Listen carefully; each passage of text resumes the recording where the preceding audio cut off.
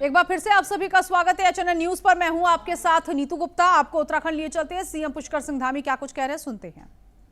मैंने अपने जीवन की कई सारी चीजें जो मुझे अनुभव में आई, जो भी ज्ञान प्राप्त हुआ, वो बहुत सारा उसमें सेना का योगदान है। इसलिए सैनिकों के बीच में कभी आना होता है, उनका कोई कार्यक्रम होता है, या आज कई कार्यक्रम में आया हूं, या अन्य आप लोग सांस्कृतिक कार्यक्रमों में समाज के कभी भी मुझे याद करते हैं तो मेरा प्रयास होता है मैं जरूर उन कार्यक्रमों में पहुंचूं, क्योंकि सच में मैं बहुत भावनात्मक रूप से ऐसे कार्यक्रमों से जुड़ पाता हूं और मुझे बहुत अंदर से अच्छा लगता है कि जब मैं ऐसे कार्यक्रमों में आता हूं। और मैं बच्चों की प्रस्तुति देख रहा था, जब बच्चे हमारे यहाँ पर वो युगल में अपनी प्रस्तुति दे रहे थे, सच में बहुत आनंद देने वाला था। बहुत शानदार कार्यक्रम उन्होंने किया। मैं उन बच्चों को भी बहुत अपनी तरफ से शुभकामनाएं देता हूं, उन सभी के उज्जवल भविष्य की कामना करता हूं। भाइयों बहनों, हमारी सरकार गोरखा समाज की वीरता, उनके अमूल्य योगदान को हमेशा और आदर और सम्मान की दृष्टि से देखती है और गोरखा समाज के उत्थान के प्रति हम पूरी तरह से प्रतिबद्ध हैं। गणेश जोशी जी ने कहा है कि हमें संस्था के कार्यों को आगे बढ़ाने के लिए निश्चित रूप से सरकार के स्तर से, अन्य स्तरों से जो भी सहायता की आवश्यकता होगी उस सहायता को हम लोग अवश्य करेंगे।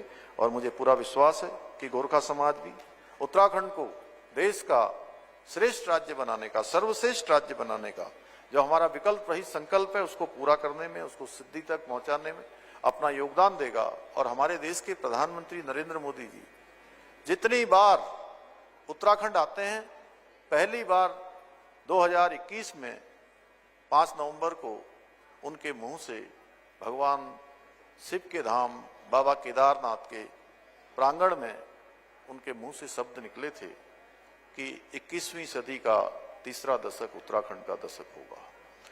और उस दशक को बनाने के लिए, हम सबको प्रेरित करने के लिए, हम सबको उस दिशा में चलने के लिए और हमारे संकल्प को मजबूत करने के लिए वो जितनी बार उत्तराखंड आते हैं उतनी बार वो उस बात को दोहराते हैं। तो निश्चित रूप से इसको बनाने में गोरखा समाज भी अपना बहुत बड़ा योगदान देगा। इसी विश्वास के साथ आप सभी का धन्यवाद करते हुए मैं अपनी बात को समाप्त करता हूं। बहुत बहुत धन्यवाद। धन्यवाद माननीय। और आगे बढ़ेंगे। प्रयागराज से खबर मिली जहां हाईकोर्ट ने ट्रायल कोर्ट को फटकार लगाई है। 20 साल पुराने मामले को लेकर फटकार लगाई गई। इंसाफ में देरी मौलिक अधिकार का उल्लंघन है। 1 महीने में ट्रायल खत्म करने का आदेश जारी किया है। बड़ी जानकारी इस वक्त की। 20 साल पुराना जो मामला है, इसको लेकर कोर्ट की तरफ से फटकार लगाई गई है और बताया गया है कि इंसाफ में जो देरी हुई है वो मौलिक अधिकार का उल्लंघन है। प्रयागराज से ये खबर, जहां 1 महीने में ट्रायल खत्म करने का आदेश दिया गया है। हाईकोर्ट ने ट्रायल कोर्ट को फटकार लगाई है और हाईकोर्ट ने ट्रायल कोर्ट को कहा है कि 20 साल पुराना मामला, अब इसमें इंसाफ में देरी क्यों? ये मौलिक अधिकार का उल्लंघन है। 1 महीने में ट्रायल खत्म किया जाए, यह आदेश कोर्ट की तरफ से दिया गया।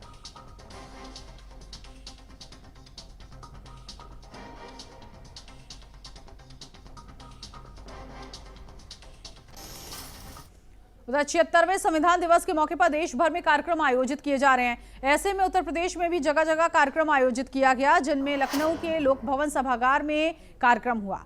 संविधान की उद्देशिका का शपथ पाठ कार्यक्रम हुआ। प्रदेश के सीएम योगी आदित्यनाथ के साथ दोनों डिप्टी सीएम शामिल हुए। कार्यक्रम को संबोधित करते हुए सीएम योगी ने कहा कि कानून का सम्मान संविधान का सम्मान है, देश का अपमान संविधान का अपमान है। देश के संविधान पर लोगों को गर्व है। साथ ही सीएम ने कहा कि भारत को जोड़ने वाला संविधान है, सैनिकों का सम्मान होना चाहिए, संविधान की प्रस्तावना का शपथ जरूरी है, गुलामी मानसिकता से निकलना भी जरूरी है।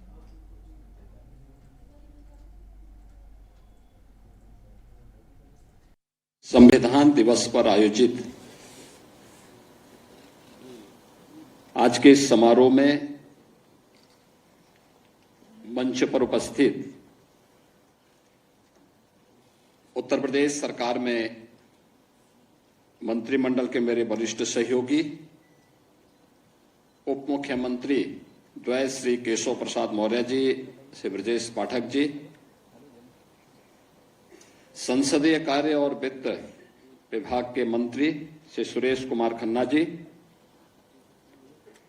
वरिष्ठ मंत्री श्री सूर्य प्रताप शाही जी, श्री धर्मपाल सिंह जी, मंत्रिमंडल के मेरे अन्य सहयोगी गण, मंच पर उपस्थित और पूरे सभागार में उपस्थित हमारे सभी अन्य सम्मानित जनप्रतिनिधिगण, वरिष्ठ प्रशासनिक अधिकारीगण, समाज जीवन से जुड़े हुए अलग अलग तबके से उपस्थित महानुभाव और प्यारे बच्चों, आज भारत के संविधान को अंगीकृत किए जाने की अमृत महोत्सव का समारोह।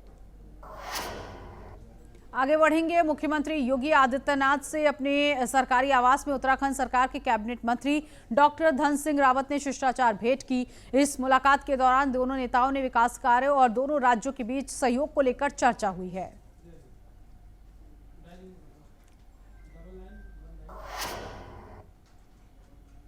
तो ये तस्वीर आप इस वक्त देख सकते हैं। उत्तर प्रदेश के मुख्यमंत्री योगी आदित्यनाथ और डॉक्टर धन सिंह रावत की मुलाकात, मुख्यमंत्री आवास पर ये मुलाकात हुई है। उत्तराखंड और उत्तर प्रदेश के विकास और सहयोग पर चर्चा की गई। दोनों राज्यों के संबंधों को और मजबूत करने पर यहां चर्चा की गई है।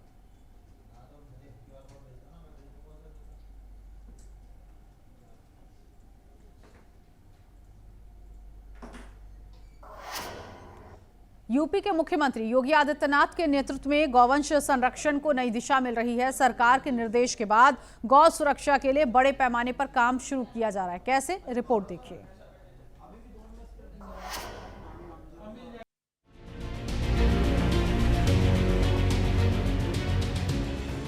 योगी आदित्यनाथ सरकार के संकल्प और दूरदर्शी नेतृत्व में गोवंश संरक्षण एवं संवर्धन को नए आयाम मिले हैं। उत्तर प्रदेश में गौ सुरक्षा को धर्म और कर्तव्य दोनों की भावना के साथ आगे बढ़ाते हुए हर स्तर पर अभूतपूर्व कार्य किए जा रहे हैं। उत्तर प्रदेश के अंदर गोवंश के द्वारा यानी जो गाय का गोबर है, यह अतिरिक्त आमदनी का स्रोत किसानों को लिए बनेगा। बायोफ्यूल की यूनिट लग रही है यूपी के अंदर, वह अतिरिक्त आमदनी का स्रोत भी बनेगा। और ये कार्यक्रम युद्ध स्तर पर चल रहे हैं। गाय के गोबर से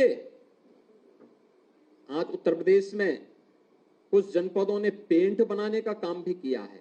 प्रदेश में 18 मॉडल गौशालाएं स्थापित कर करोड़ों ग्रामीणों के हित में कदम उठाया गया। 576 गो संरक्षण केंद्र स्वीकृत, 421 बने, 403 क्रियाशील हैं। भरण पोषण का 100% अनुदान डीबीटी से दिया गया। 7,548 गो आश्रयों में 12.35 लाख से ज्यादा गोवंश सुरक्षित और मुख्यमंत्री सहभागिता योजना से 1.80 लाख गोवंश लाभार्थियों को सुपुर्द किया गया। प्रशासन द्वारा निर्देशित किया जाता है। कोई भी सीजन आता है, जैसे अभी समय ठंड आने वाली है, तो ठंड के लिए निर्देश दिए जाते हैं कि तिरपाल लगा होना चाहिए, अलाव जलने चाहिए। कोई भी गोवंश अगर बीमार हो तो उसकी तुरंत चिकित्सा की जाए ताकि गोवंश ठंड से ना मरे। पशुपालन विभाग की ओर से गो आश्रय स्थलों को आत्मनिर्भर बनाने के लिए बहुआयामी पहलें की जा रही हैं। गोबर से दीप, धूप बत्ती, वर्मी कंपोस्ट, गोलॉग, गोबर गमले और सीबीजी उत्पादन इकाइयां इसका उत्कृष्ट उदाहरण है।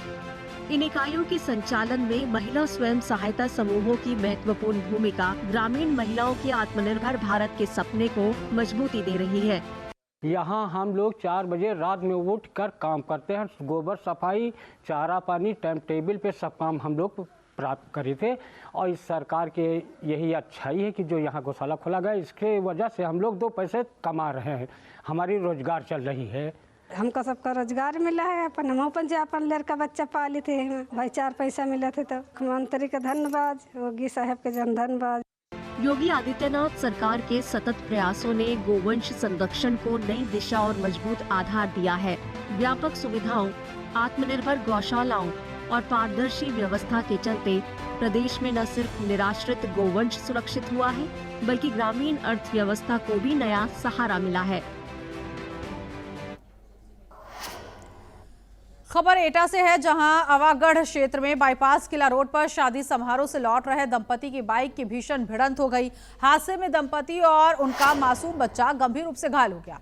बताया जा रहा है कि जलेसर से शादी में शामिल होकर परिवार अपने गांव सकीट के बहलोलपुर लौट रहा था।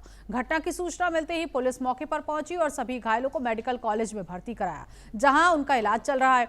एटा में यह भीषण सड़क हादसा हुआ। शादी समारोह से लौट रहा दंपति और उसका बच्चा घायल हो गया।